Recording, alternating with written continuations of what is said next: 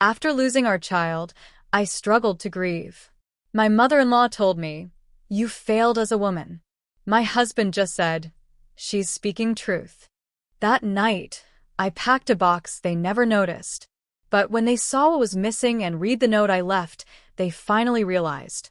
People say grief either brings people closer or rips them apart. I used to think that was just a line people said when they didn't know what else to say. But it's true. And it ripped us to shreds. Our daughter was stillborn at 39 weeks.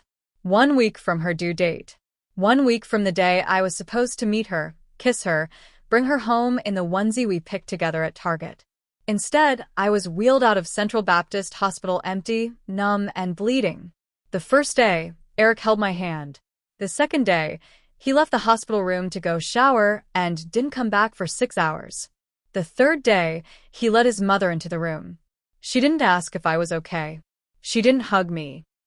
She just looked at me, then looked at her son, and said, "I knew this pregnancy was too much for her."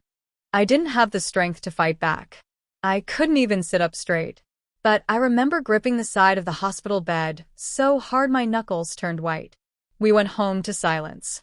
Eric turned on the TV, muted it, and just sat in front of it every night. I tried to talk, but he'd just nod or say, "I don't know what to say," like that excused him from even trying. The nursery door stayed closed. I couldn't go near it. 3 days later, Diane showed up unannounced. She brought chicken casserole and cleaned up the baby room, boxed up the clothes, folded up the bassinet. I found out when I walked in, and the room was empty. No one even asked me. I stood there with my mouth open and tears rolling down my face. Eric's only response? "It's not like she's going to use it." Diane said it while pouring sweet tea into one of my mugs. "You failed as a woman." Just like that. No emotion, no build-up. I looked at Eric. He didn't flinch. Didn't defend me. Didn't even disagree. "She's speaking truth," he said. That was the moment I knew. They didn't see me as a person anymore. I was just the broken vessel. The failed womb. The girl who lost the baby.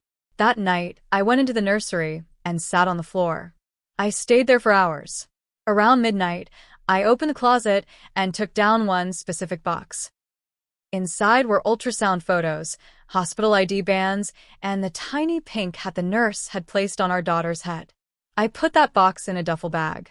Then I quietly added my ID, passport, the debit card to a checking account Diane didn't know about, and about $3,400 I'd tucked away over the years. I had no plan beyond leaving. I didn't care where. Before I walked out the door, I wrote a note. I made it short, cold, and clear. No explanations. No begging. Just this. "Eric, she died inside me. And you let your mother tell me it was my fault. You said she was right. You watched me die too, and you did nothing. So now I'm doing something. By the time you notice what's gone, I'll be somewhere else.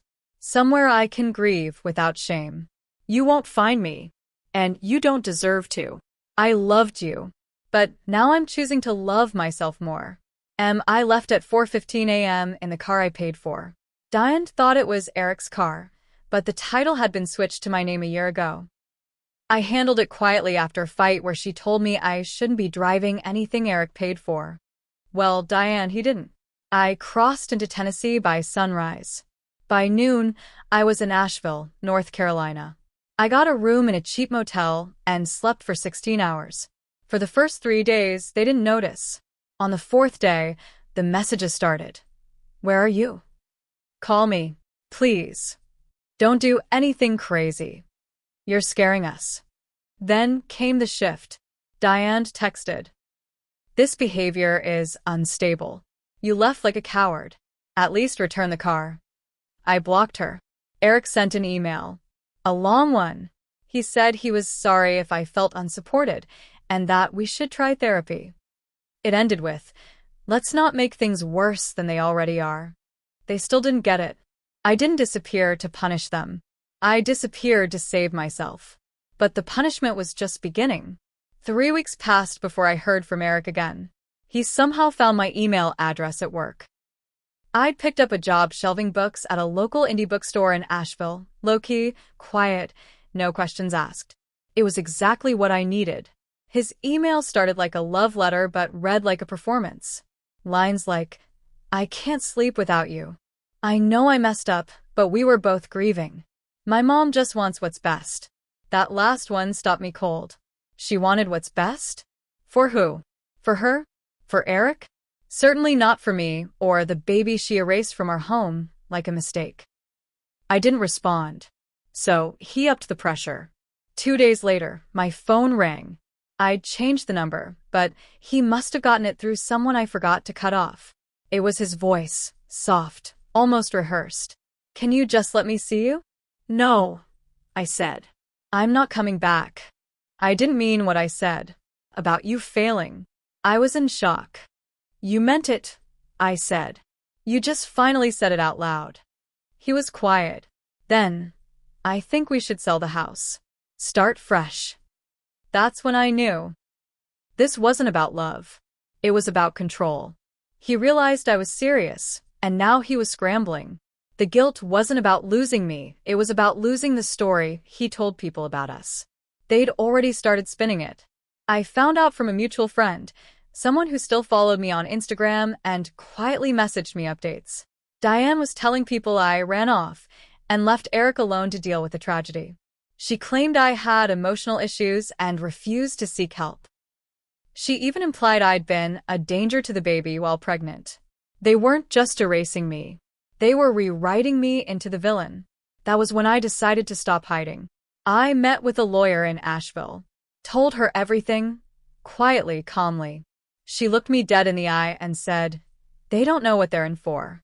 She helped me do 3 things: file for legal separation, initiate a defamation letter against Diane, request financial records for the house.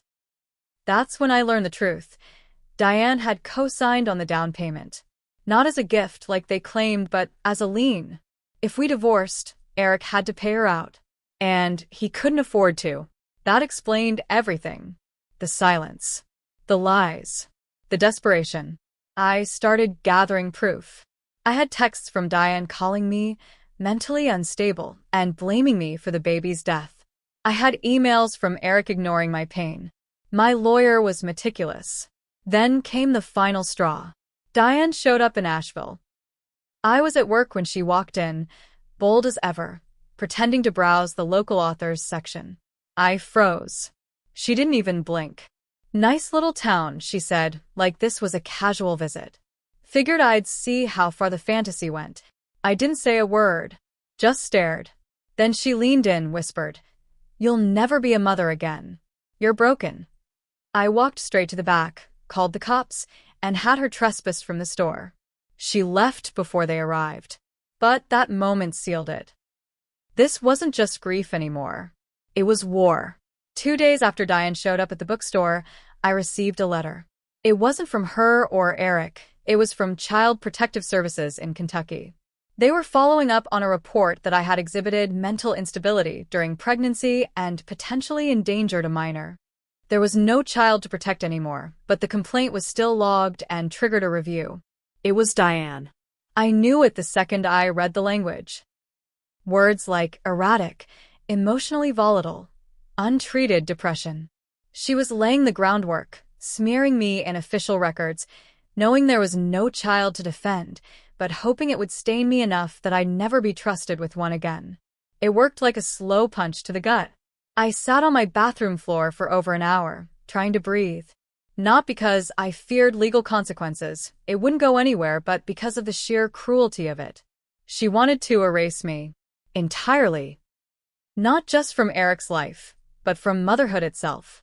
My lawyer immediately filed a counterstatement with documented therapy records and medical clearance from my doctor, who had seen me through the entire pregnancy and after. We knew it wouldn't go far legally, but it still stuck to me that someone could sink that low. And Eric said nothing. Again, not one word of defense. Instead, he filed something else, a request to freeze our joint bank account. The one we barely used, except for mortgage auto payments. I only noticed when a bill bounced. My lawyer got the freeze lifted quickly, but it told me everything I needed to know.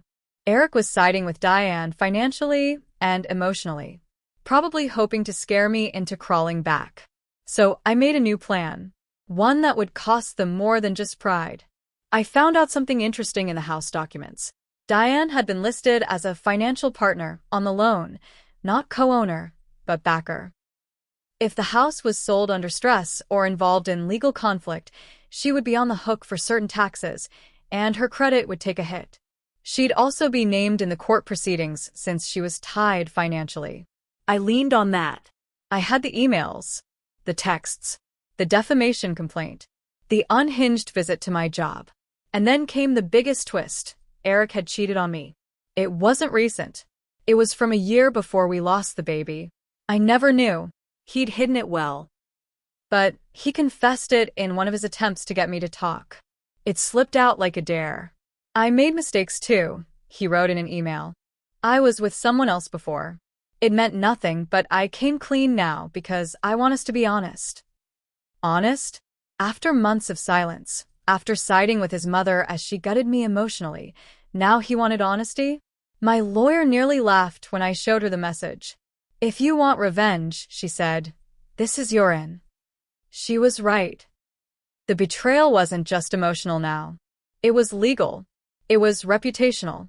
It was layered in years of silence, neglect, and cruelty. And so the final phase began. After I found out about the affair, everything in my body went still. It felt like my whole memory of our marriage had cracked open and started leaking. I started noticing the signs I'd ignored. The sudden late nights at work last summer. The way he'd come home smelling like cologne I didn't buy. The shift in how he touched me. Less, and always distracted. He said it meant nothing. But it meant something to me. Because it told me that long before our daughter died, Eric had already stopped choosing me. I didn't reply to his message. I forwarded it to my lawyer. She moved fast. She filed for legal separation based on emotional cruelty and infidelity. And since Diane was financially tied to the house, we named her in the case as a party of influence. That hit like a hammer. Diane sent an email to my lawyer directly, full of rage and denial, claiming I was mentally unstable, out to destroy her family, and fabricating emotional damage for sympathy. My lawyer told me not to respond, but I saved every word, screenshotted every sentence. Meanwhile, I kept working at the bookstore. I stayed low profile. But things in Kentucky were getting loud. Mutual friends started reaching out not out of kindness, but gossip. I heard you're taking the whole house?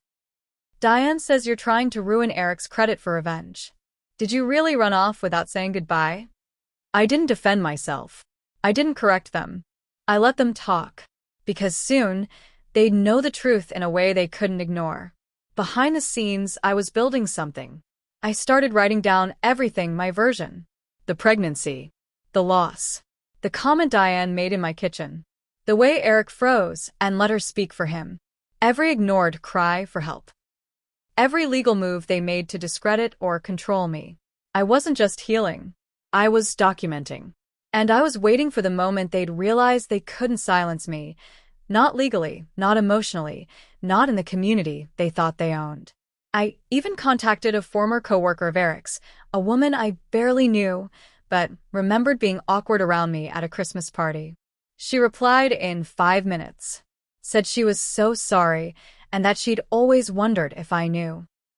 She gave me more details than I expected. Eric had cheated with someone from work. It lasted 5 months. Diane knew about it. They'd both lied to my face every day for nearly half a year. This wasn't just grief. It wasn't just betrayal.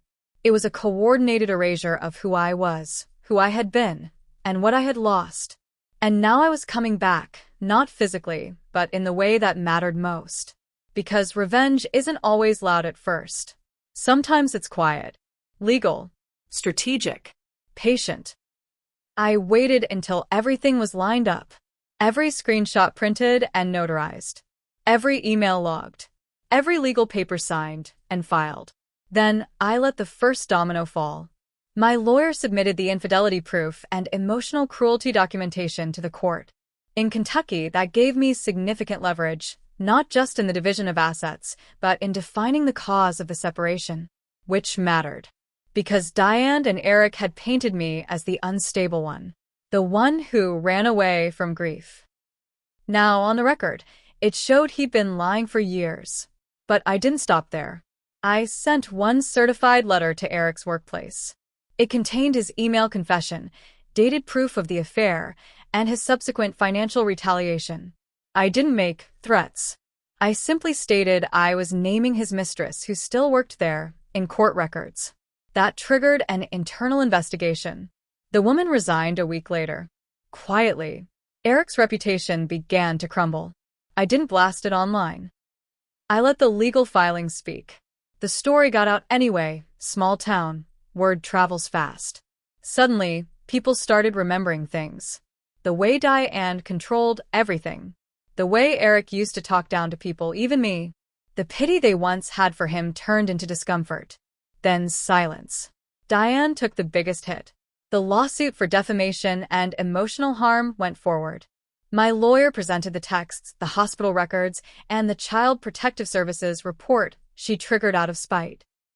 That last part turned the judge's tone cold. Filing a false report, especially involving a deceased child, isn't taken lightly. Diane had to settle. Quietly. But the court forced her to submit a written statement admitting the report was without basis. Her lawyer crafted every word, but the damage was done. Her name was on it. On paper. Forever. And because she was financially tied to the house, she had to either buy me out or force Eric to. But Eric couldn't afford it. And Diane's credit couldn't take the hit. So the house went up for sale. It sold beneath market value. Fast. I took my share and walked. Diane lost her down payment. Eric lost the only home he'd ever known. I heard he moved into a small apartment on the edge of town. I don't know if he still talks to her. I don't care. As for me, I stayed in Asheville. I found a therapist who actually listened. I stopped blaming myself for what happened to my daughter. And I started writing. Not books. Just my story. What happened. What it cost.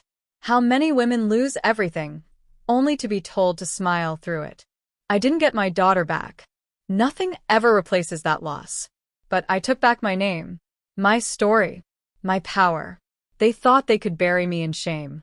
But I turned every piece of that pain into proof. And in the end, I didn't just leave them. I exposed them. Piece by piece. Vort by vort. And they'll carry that truth a lot longer than I carried my silence.